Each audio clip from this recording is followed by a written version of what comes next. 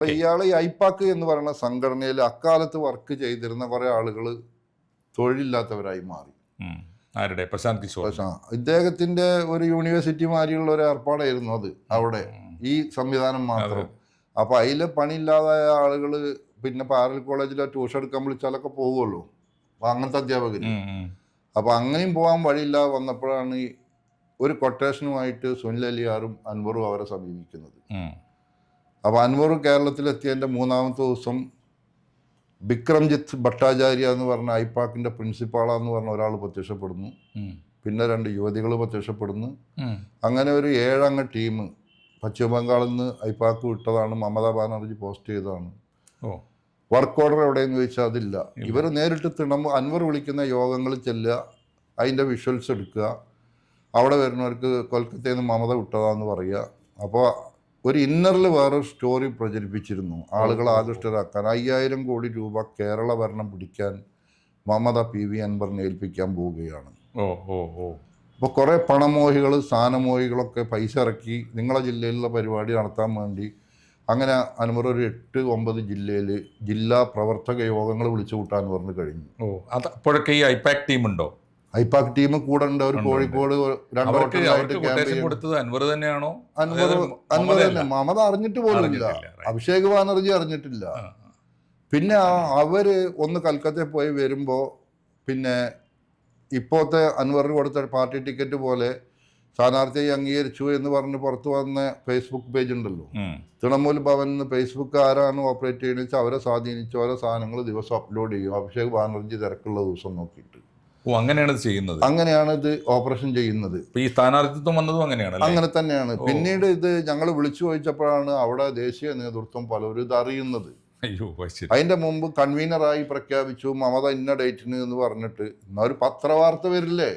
അല്ല, അതിൻ്റെ ഒരു ബേസിക് ആയിട്ടുള്ള കുഴപ്പം TMC പോലുള്ള ഒരു പാർട്ടിയെ ഇന്ത്യയിൽ എല്ലാവർക്കും ആദരവുള്ള ഒരു പാർട്ടിയുടെ ഔദ്യോഗിക സംവിധാനങ്ങൾ പോലും നിയന്ത്രിക്കുന്നത് അല്ല, അത് ഇവർ കയറി ദുരുപയോഗം ചെയ്യുകയാണ്. ഈ സുനിൽ അലിയാർ നെടുമ്പാശ്ശേരിയിൽ നിന്ന് കയറുമ്പോൾ കുറച്ച് ഈത്തപ്പഴം കാരക്ക മമതയ്ക്ക് കൊടുക്കാനാണ്, പിന്നെ ദീദിക്ക് കൊടുക്കാനാണ് പറഞ്ഞിട്ട് ഇവിടുന്ന് കുറെ സുഹൃത്തുക്കളുടെ നിന്ന് കളക്ട് ചെയ്ത് പോകും. അല്ലെങ്കിൽ എയർപോർട്ടിൽ നിന്നെങ്കിലും വാങ്ങിപ്പോയിട്ട് തൃണമൂൽ ഭവനിൽ അതിൻ്റെ ഒരു വിഹിതം കൊടുക്കും അദ്ദേഹം. എന്നിട്ട് അദ്ദേഹം പ്രവാസിയിലെ കുറേ നേതാക്കന്മാർ അദ്ദേഹത്തിൻ്റെ കൂടെ ഉണ്ട്. ഇതിനുവേണ്ടി പ്രവാസി ഫണ്ട് എത്തി കൊടുക്കുന്ന അദ്ദേഹമാണ്. ഗോവയിൽ ഈ ടീം വന്നപ്പോൾ അവർക്ക് റൂം ബുക്ക് ചെയ്ത് കൊടുത്ത് സുനിലാണ്. അങ്ങനെ കഥകൾ കേരളത്തിലും അവിടെ ഇദ്ദേഹം പറഞ്ഞു. ഈ സുനിൽ അലിയാരാണ് ഇതിലൊരു ക്യാരക്ടർ, പ്രധാന ഒരു പിന്നെ ദല്ലാൽ നന്ദകുമാർ രീതി സംഗതിയാണ്. അയാൾക്കൊരു ക്രെഡിബിലിറ്റി ഉണ്ട്, സുനിലിനതില്ല.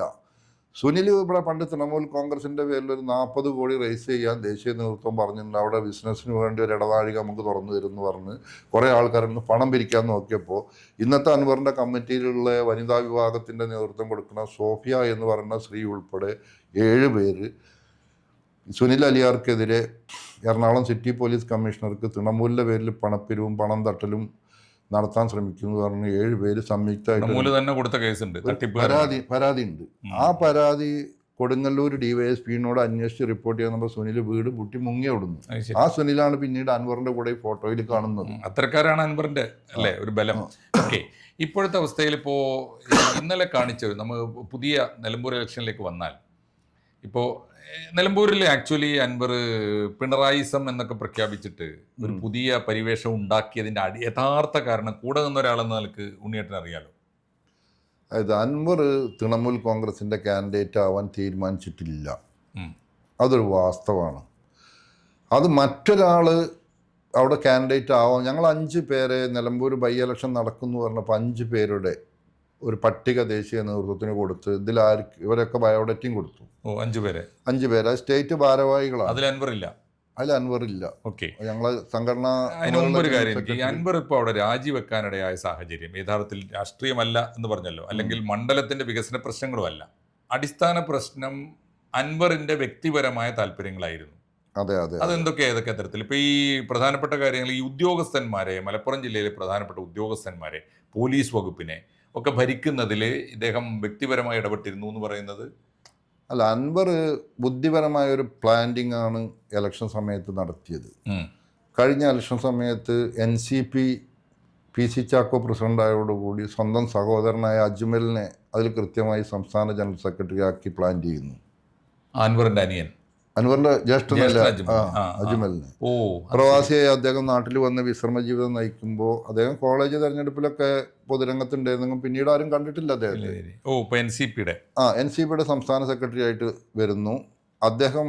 പിന്നെ അൻവർ MLA ആവുന്നു. പക്ഷെ നിലമ്പൂര് പ്രധാനപ്പെട്ട് ഭരിക്കേണ്ടത് എന്താണ്?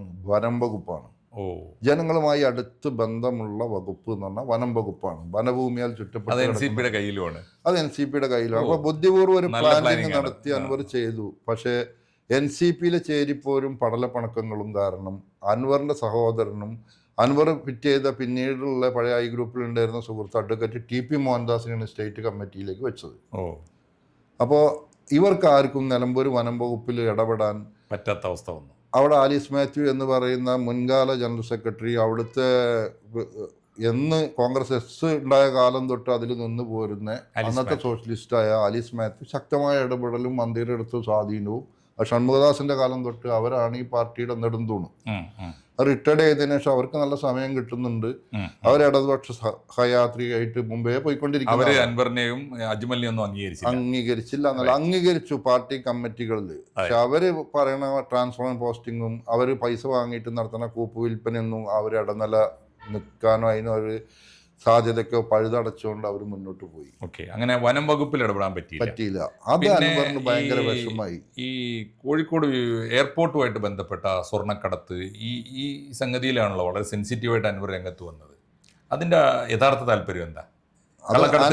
കള്ളക്കടത്തുമായി മുഴുകി നിന്ന സമയത്ത് അതിലേക്ക് ഫുൾ ടൈം ആവേണ്ടി വരുന്നത് കണ്ടപ്പോ അൻവറിന് നേർക്കുനേരെ ചോദിച്ചാൽ ഈ സ്വർണ്ണക്കടത്ത് ായിട്ട് ബന്ധമുണ്ട്. പക്ഷെ അതിൽ സംഭവിച്ച മറ്റൊരു കാര്യമാണ്, പൊന്നാനി ഇലക്ഷനിൽ അൻവർ സ്ഥാനാർത്ഥിയായി.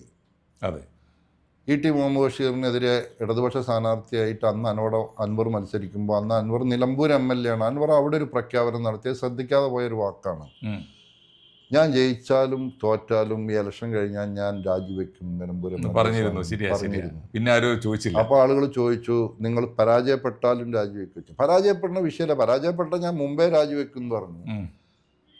എന്നിട്ട് ഇദ്ദേഹം ആഫ്രിക്കയിൽ പോയി ഖനനവുമായി ബന്ധപ്പെട്ടിട്ട് അങ്ങോട്ട് നീങ്ങാൻ. അപ്പോഴേക്കും ഇവിടെ കേസുകൾ, ഇപ്പൊ നിലമ്പൂർ മത്സരിക്കുന്ന അഡ്വക്കേറ്റ് സാദിഖ് നടുത്തൊഴിയുടെ ബ്രദറായ വ്യവസായി അഡ്വക്കേറ്റ് സലീമിനെ, ഒരു പ്രവാസിയായ വ്യവസായിയാണ്, അദ്ദേഹത്തിനെ പറ്റിച്ച 50 ലക്ഷത്തിന്റെ കേസാണ് മഞ്ചേരി കോടതി.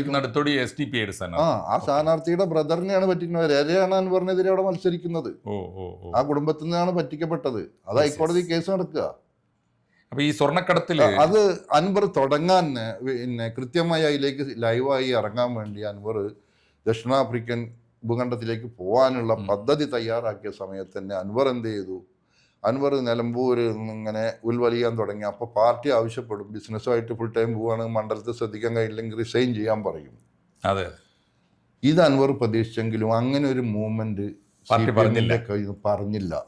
വീണ്ടും അൻവർ ഇത്രയും ഗ്യാപ്പ് ഇട്ട് വന്നു. അവിടുന്ന് താടി ഒരു കള്ളക്കടത്തുകാരന്റെ രൂപമൊക്കെ വിട്ടിട്ട് ഫേസ്ബുക്കിൽ 10-20,000 പേർക്ക് തൊഴിൽ കൊടുക്കുന്ന ഒരു സംരംഭം എന്നൊക്കെ പറഞ്ഞ് അപ്പോൾ കുറേ അന്ന് തിരിച്ചു വരുന്ന സമയത്ത് ഇവിടെ പല സ്ഥാനാർത്ഥിമാരെ ആലോചിച്ചപ്പോഴും പിണറായി വിജയൻ അയാൾ വന്ന് മറുപടി തരട്ടെ, അയാൾ അതിന് താല്പര്യം ഇല്ലെങ്കിലല്ലേ നമ്മൾ മറ്റൊരാളെ തേടേണ്ടുള്ളൂ എന്ന് പാർട്ടി ഒരു നിലപാടെടുത്ത് കോടിയേരിയും പിണറായി. അപ്പോൾ അതിൽ അദ്ദേഹം അങ്ങനെ നിന്നു. തിരിച്ചു വന്നപ്പോൾ കുറെ ബൈക്കും കൊണ്ട് കുറെ ആൾക്കാർ സ്വീകരണം കൊടുക്കാൻ എയർപോർട്ടിലേക്ക് ചെന്നു. അത് അദ്ദേഹം തന്നെ ഏർപ്പാട് ചെയ്തതാണ്. അപ്പൊ കഴിഞ്ഞ ഇലക്ഷനിൽ ഉണ്ടായതിന്റെ ഒരു അനുകൂല സാഹചര്യം നിലനിൽക്കുന്നുണ്ട് കേരളത്തിൽ.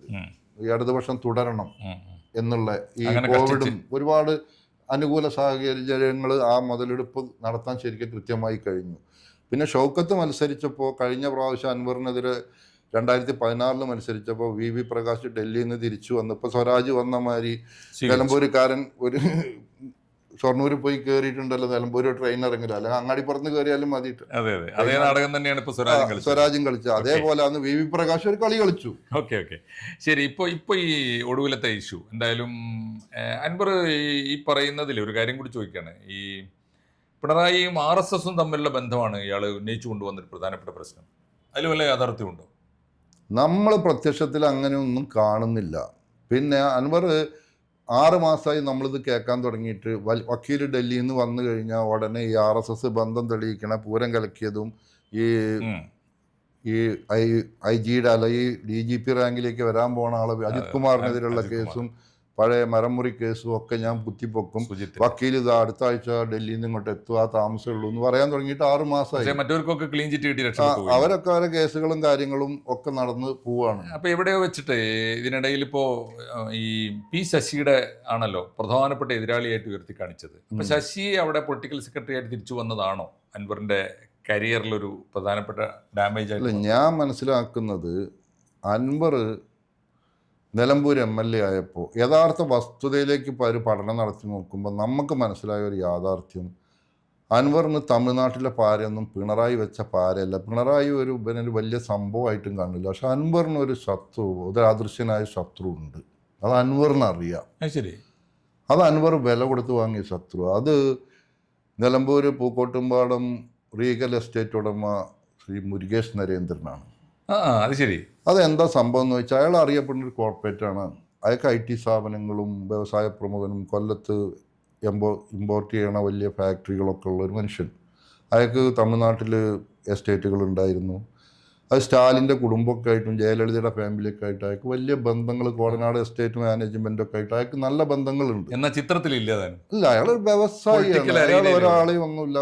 എന്തെങ്കിലും ആരെങ്കിലും വല്ല കല്യാണത്തിന് സഹായം ചോദിച്ചാൽ കൊടുക്കും. അല്ലാതെ ഇദ്ദേഹത്തെ അൻവർ അങ്ങോട്ട് പോയി ഉപദ്രവിച്ചാണോ?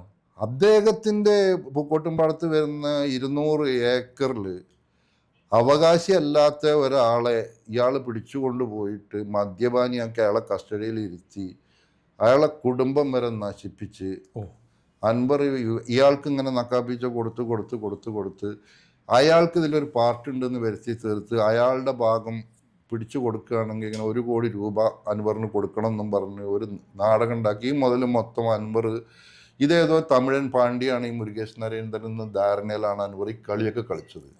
200 ഏക്കർ കയ്യേറാൻ വേണ്ടി ഒരു 12ഓളം ഗുണ്ടകളെയും കൊണ്ട് വാളും മറ്റ് ഈർച്ചവാളും കട്ടിങ് മെഷീനൊക്കെ ആയിട്ട് പോയി ആ തോട്ടത്തിൻ്റെ ഉള്ളിലേക്ക് അതിക്രമിച്ച് കയറി. ഇയാളുടെ ഭാര്യയും ഒക്കെ കൂടെ പൂക്കോട്ടുംപാടം പോലീസ് സ്റ്റേഷനിൽ ഒരു പരാതി ഒന്ന് കൊടുത്തു. അദ്ദേഹം MLA ആയിട്ട് ഒരു 10-25 ദിവസമായിട്ടുള്ളൂ അൻവർ ആദ്യമായി സത്യം 16-ലാണ്. അതെ. ആ സമയത്താണ് അൻവർ ഇത് ചെയ്തത്. അന്ന് എല്ലാവരും അൻവറിൻ്റെ ഓഫീസിലിരിക്കുന്ന സ്റ്റാഫ് ഉൾപ്പെടെ ചെയ്തു പോകരുത്, അങ്ങനെ നിങ്ങൾ ചെയ്യരുത്, നിങ്ങൾ അതിന് കൂട്ടു നിൽക്കരുത്, ആ വിഷയം പഠിക്കണം, അവരുമായിട്ടൊന്ന് സംസാരിക്കണം, എന്നിട്ട് 2 ഭാഗവും കേൾക്കണം, എടുത്തിയാടി ചെയ്യരുത്. കാരണം അവരെയൊക്കെ അസഭ്യം പറഞ്ഞിട്ടാണ് അൻവർ ശരിക്കും ഒരു ബിസിനസ്സുകാരന്റെ റോള്. മുരുകേഷ് നരേന്ദ്രനാണ് അൻവറിന്റെ ഈ പതനത്തിൽ എത്തിച്ചത് എന്ന് പറയുന്നത് 100%. ഞാൻ പഠിച്ചിടത്തോളം കണ്ടതും കേട്ടതും അറിഞ്ഞൂടാട്ടോ, ഉണ്ണിയേട്ടനായിരിക്കും ആദ്യമായിട്ട് വെളിപ്പെടുത്തുന്നത്. അത് സത്യമാണ്. അറിയട്ടെ, ആളുകൾ അറിയട്ടെ. അങ്ങനെ ഒരു മനുഷ്യനെ അകാരണമായി അൻവർ ഉപദ്രവിച്ചതിന്റെ ഫലമാണ് അനുഭവിക്കുന്നതെങ്കിൽ അത് അനുഭവിക്കേണ്ടതാണ്. പിന്നീട് ഞാൻ പരിശോധിച്ച് എനിക്ക് മനസ്സിലായത് തമിഴ്നാട്ടിൽ ഇയാൾ എൻട്രി ചെയ്തപ്പോഴത്തേക്കും മുരുകേഷ് നരേന്ദ്രനും കൃത്യമായി തമിഴ്നാട്ടിൽ ബന്ധപ്പെട്ടിട്ടുണ്ടായിരുന്നു അല്ലേ? അയാൾക്ക് ബന്ധമുണ്ട്. പിന്നെ ഇപ്പൊ ഈ ആം ആദ്മിയുടെ വിഷയത്തിൽ അവിടെ ബേബിയൊക്കെ ആയിട്ടുള്ള കൂടിക്കാഴ്ചയും കുടുംബത്തിൽ ചായയൊക്കെ കുടിച്ചത് കാണുമ്പോൾ മുരുകേഷ് നരേന്ദ്രൻ കഴിഞ്ഞ ദിവസം ഡൽഹിയിലാണ്. ഇന്നലെ രാത്രിയാണ് അദ്ദേഹം തിരിച്ചെത്തിയതെന്നാണ് എനിക്ക് കിട്ടിയ വിവരം. ആം ആദ്മി പാർട്ടിയായിട്ട് ജോയിന്റ് ആയപ്പോൾ എന്താണ് PV അൻവർ എന്ന് പഠിപ്പിച്ചിട്ടാണ് അയാൾ തിരിച്ചു പോകുന്നത്. അതിന് അയാൾ വ്യക്തമായ വിവരാവകാശ നിയമപ്രകാരം അൻവറിനെതിരെയുള്ള 10-24 കേസുകളുടെ സംസാരിക്കുന്ന തെളിവുകളുമായിട്ടാണ് മനുഷ്യൻ യാത്ര ചെയ്യുന്നത്. അല്ല, അത് ജെനുവിനാണ് താനും. അദ്ദേഹത്തിന് ന്യായമായ 100% ആവശ്യമാണ്. കാരണം അയാളെ 100-200 ഏക്കർ തോട്ടം നടത്തുന്നത് യഥാർത്ഥത്തിൽ ഒരു ധർമ്മസമരമാണ്. 40 ട്രൈബ്സിനെ കൊണ്ടുവന്ന് ഞങ്ങളെയൊക്കെ ജാതിപ്പേര് വിളിച്ചു, ഞങ്ങളെ കയ്യേറ്റം ചെയ്യാൻ ശ്രമിച്ചു എന്ന് പറഞ്ഞ് മുരുകേഷ് നരേന്ദ്രനും അദ്ദേഹത്തിന്റെ ഭാര്യയ്ക്കും എതിരെ അൻവർ ഒരു കള്ളക്കേസ് കൊടുത്തു. അത് ഹൈക്കോടതിയിൽ നിന്നാണ്. ടോട്ടലി ബേസ്ലെസ് ആണല്ലേ, 100% കള്ളക്കേസാണ്. എല്ലാവർക്കും മനസ്സിലായി. അങ്ങനെയാണെങ്കിൽ അൻവറിന്റെ ഈ എപ്പിസോഡ് ഇത്രയും എത്തി നിൽക്കുമ്പോൾ പ്രേക്ഷകര് അറിയാത്തൊരു കാര്യം ഇന്ന് ഉണ്ണിയേട്ടൻ വിളിച്ചു പറയുന്നു. ഇതിലെ യഥാർത്ഥ വിജയി അല്ലെങ്കിൽ അൻവറിനെ ഈ അവസ്ഥയിൽ എത്തിച്ച ഒരാൾ ഇപ്പോഴും രാഷ്ട്രീയ ചിത്രത്തിൽ വരാതെ വളരെ സൗമ്യനായി അദ്ദേഹത്തിൻ്റെ പോരാട്ടം തുടരുന്നുണ്ട്. അദ്ദേഹത്തിൻ്റെ പേര് മുരുകേഷ് നരേന്ദ്രൻ എന്നാണ് അല്ലേ? ഓക്കെ, ഈ നോമിനേഷൻ കൊടുത്തത് തട്ടിപ്പാണ്. നോമിനേഷൻ കൊടുത്തത് നിങ്ങളുടെ പാർട്ടിയെ പറ്റിക്കാനാണ്, അതൊരു നാടകമായിരുന്നു എന്ന് പറയുന്നുണ്ടല്ലോ. തീർച്ചയായിട്ടും. ഞാൻ ചോദിക്കട്ടെ, വയനാട് പാർലമെന്റ് ഇലക്ഷനിൽ അൻവർ മത്സരിച്ചിട്ടുണ്ട്, പൊന്നാനി പാർലമെന്റിൽ മത്സരിച്ചിട്ടുണ്ട്. 2 വട്ടം, 1 വട്ടം. 5ാമത്തെ ഇലക്ഷനിലാണ് അൻവർ മത്സരിക്കുന്നത്. അൻവറിന് പിന്നെ ഒരു നോമിനേഷൻ പേപ്പറിൽ എന്തൊക്കെ വേണം, എന്തൊക്കെ ഉൾപ്പെടുത്തണം എന്ന് അൻവറിന് അറിയില്ലേ? ഇല്ല, അൻവറിന് അറിയാത്തൊരു പ്രശ്നമില്ല. അൻവറിന് എവിടെയൊക്കെ എങ്ങനെയൊക്കെ തെറ്റുവരുത്തണമെന്നും മനഃപൂർവ്വം തെറ്റുവരുത്തണമെന്നും തള്ളിക്കണമെന്നും എങ്ങനെയെന്ന് അറിയാം. പിന്നെ ഇപ്പൊ എന്തായി, അണികളെ വിഡ്ഢിവേഷം കെട്ടിച്ച് തൃണമൂലായി ആകർഷ്ടരായി വന്നവർക്ക് വാഗ്ദാനം കൊടുത്ത് ഇപ്പൊ സജി മഞ്ഞക്കടമ്പന് പൂഞ്ഞാറ് സീറ്റാണ് വാഗ്ദാനം. അങ്ങനെ ഓരോരുത്തർക്ക് സുഗുവിനോട് പറഞ്ഞ് ഞാൻ രാജ്യസഭയിലേക്ക് മമതന്നെ കൊണ്ടുപോകും, പിന്നെ നിലമ്പൂർ ആരാ പിൻഗാമി, ഈ തന്നെ. അങ്ങനെ ഓരോരുത്തരുടെ മനസ്സും പൾസും അറിഞ്ഞുകൊണ്ട് അവൻ്റെ കോൺട്രിബ്യൂഷൻ എനിക്ക് ഇതിൽ നിലഭദ്രമാവുന്നവരെ എൻ്റെ കൂടെ കുറച്ച് ആളുകൾ വേണം. അതിലപ്പുറം ഒരു പൊളിറ്റിക്സ് PV അൻവറിനില്ല. അല്ലെങ്കിൽ ഇപ്പം ഞാനാണ് അൻവറിൻ്റെ സ്ഥാനത്ത് ഇങ്ങനെ നോമിനേറ്റ് ചെയ്തപ്പെടുന്നുണ്ടെങ്കിൽ ആരാണ് കഴിഞ്ഞ കാലത്തെ ഇവിടുത്തെ പ്രവർത്തകർ? അവരെ വിളിച്ചു കൂട്ടും. തങ്ങളെ കൂടെ ഉണ്ടായിരുന്ന DMKയിലെ പ്രവർത്തകരെ, പുതിയ അഭ്യുദയകാംക്ഷികളെ എല്ലാവരും ഒരു സ്ഥലത്തേക്ക് വിളിച്ചു കൂട്ടിയിട്ട് അതിൽ വെച്ചൊരു അഡ്വോക്ക് കമ്മിറ്റിക്ക് പ്രഖ്യാപനം കൊടുത്ത് മെമ്പർഷിപ്പ് ക്യാമ്പയിൻ സ്റ്റാർട്ട് ചെയ്യും. എന്നിട്ടൊരു സ്റ്റേറ്റ് കമ്മിറ്റി ഉണ്ടാക്കും. ദേശീയ നേതൃത്വം ഈ സ്റ്റേറ്റ് കമ്മിറ്റിക്ക് കൊടുക്കണ ഈ ABC ഫോമാണ് മുഖ്യ തെരഞ്ഞെടുപ്പ് കമ്മീഷൻ്റെ ഓഫീസിൽ കൊണ്ടുകൊണ്ട് ഇത് കൊണ്ടു കൊടുക്കേണ്ട ആൾ ഞാനാണ്. ഞാൻ ചുമതലപ്പെടുത്തുന്ന എൻ്റെ സംഘടന ചുമതലയുള്ള ജനറൽ സെക്രട്ടറി അഡ്വക്കേറ്റ് ജിനോ ജോസാണ് ഇത് എത്തിക്കേണ്ടത്. അതിനു പകരം സ്വന്തമായി ഇത് വന്നു, ലേറ്റായി, മറ്റതായി, മറിച്ചതായി. തട്ടിപ്പാണ്. വളരെ ക്ലിയർ ആണ്. ഓക്കെ, ജോയിയുടെ പേര് അൻവർ പറയുന്നത് ഈ ജോയിയും ഷൗക്കത്തും തമ്മിൽ 2 പോൾസ് വരുമ്പോൾ അതിനിടയിൽ അൻവറിന്റെ പേര് വരാനാണല്ലോ, അല്ലേ? അതായിരുന്നില്ല ഉദ്ദേശം? അതാണ് തന്ത്രപൂർവ്വം. അതാണ് ഇപ്പൊ ഈ സീറ്റ് കിട്ടാൻ വേണ്ടി ഡെറിക് ഒബ്രിയാനോട് അൻവർ പറഞ്ഞിട്ടുള്ളത്. പരസ്യമായി അന്ന് അൻവർ പത്രസമ്മേളനം നടത്തി ഞാൻ മത്സരിക്കുന്നില്ല എന്ന് തിരുവനന്തപുരത്തും പ്രഖ്യാപിച്ചു, പിന്നീടുള്ള പൊതുയോഗങ്ങളിലും പ്രഖ്യാപിച്ചു. UDFന് പിന്തുണയ്ക്കും, പിണറായി സ്വം തകരണം, അതിൻ്റെ ഉദ്ഘാടനം ആദ്യത്തെ ആണിയടിക്കൽ നിലമ്പൂരിൽ നിന്നായിരിക്കണം. അപ്പോൾ താങ്കൾ ജോയി അല്ലെങ്കിൽ അംഗീകരിക്കുമോ എന്ന് ചോദിച്ചാൽ ഏത് ചെകുത്താനാണെങ്കിലും ഞാൻ അംഗീകരിക്കും പറഞ്ഞത്. ഓക്കെ, അങ്ങനെ ആ നിലപാട് തന്നെ തുടർന്നിരുന്നു. അപ്പോഴും കോൺഗ്രസ് വിചാരിച്ചത് അൻവർ വേണ്ടി വന്നാൽ ഞാൻ പിന്നെ ധർമ്മടത്ത് മത്സരിക്കും, കൂത്തുപറമ്പിൽ ഞാൻ മത്സരിക്കും, വേണ്ടി വന്ന വേപ്പൂര് മത്സരിക്കും. അങ്ങനെ അൻവർ പ്രമുഖരായ ആളുകളെ മണ്ഡലങ്ങളിലാണ് അൻവർ പറഞ്ഞത്. അപ്പോൾ UDF എന്ത് വിചാരിച്ചു, ഇവൻ ഏതെങ്കിലും LDFന്റെ സീറ്റിൽ പോയിട്ട് മത്സരിച്ച് ഭാഗ്യത്തിന് ജയിച്ചു വന്നാൽ കൂടെ സഹകരിപ്പിക്കാം, നമുക്കൊരു ലോട്ടറിയാണ് അങ്ങനെ ഒരു MLA ഉണ്ടാവുന്നത്. പക്ഷെ ഇവന്റെ അവകാശവാദം അത് ഞാൻ 2ാം സീറ്റാണ് ചോദിച്ചതെന്നാണ് പറയുന്നത്. 1ാം സീറ്റ് നിലമ്പൂരാണ്. 1ാമത്തെ സീറ്റ് നിലമ്പൂർ വേണം. സത്യത്തിൽ 1ാം സീറ്റും 2ാം സീറ്റും 5ാം സീറ്റും ഒക്കെ നിലമ്പൂരാണ്. ഒരു സീറ്റിന് വേണ്ടിയാണ് ഈ കളിയൊക്കെ കളിച്ചത്. ഓക്കെ.